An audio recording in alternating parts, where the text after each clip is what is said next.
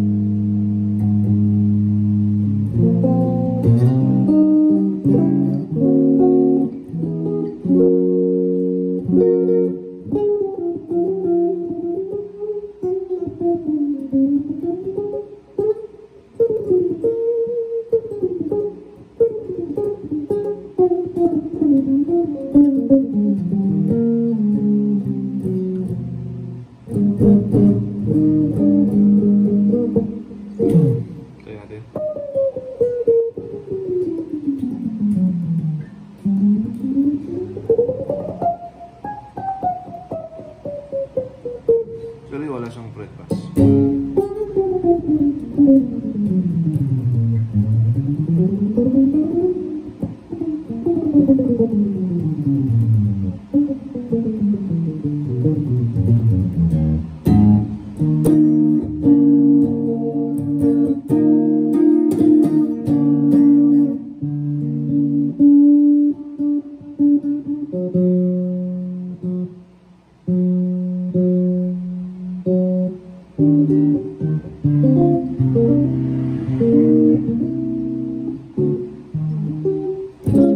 Gitna.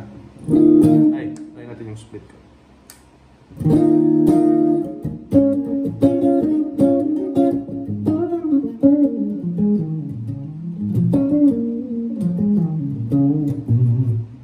Humbucker.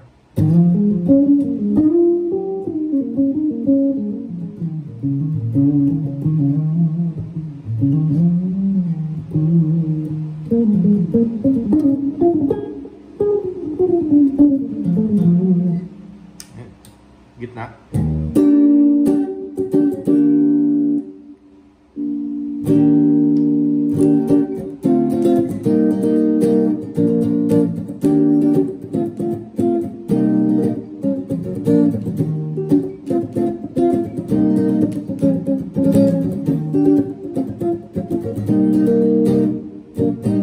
I'm just hitting random chords, guys.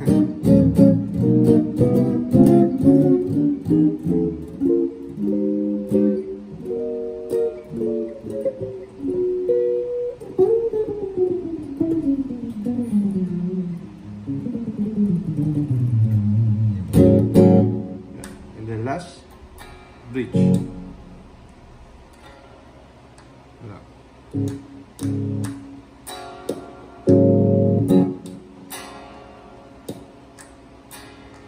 Ayan na. Actually, kailangan na to ng contact clean. Medyo, nastagal na kasi din to.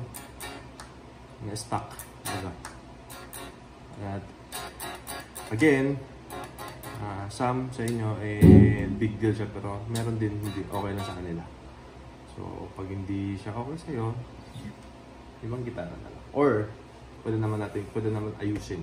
Kung ano yung importante dito sa gitara is yung kahoy, yung model, tsaka yung age niya. Yun yung importante. When it comes sa electronic, although okay din naman na dapat mas maganda pa rin pag original yung mga electronics niya. Pero usually, maayos at maayos pa rin siya. Hindi siya big deal. Kung mga naghahanap ng gitara na gusto agad i-play, so itong gitara na to, hindi ito para sa inyo. Pero yung mga hilig, yung ganito yung itsura, medyo luma, so yan, wala siya masyadong issue. Yan lang. Yan. Pero after this, siguro try ko to, titingnan ko lang to, baka lilinisin ko lang to. By the time na baka siguro kunin nyo to, maayos na din siya. And then, kompleto siguro yung strings. Yeah, thank you for watching.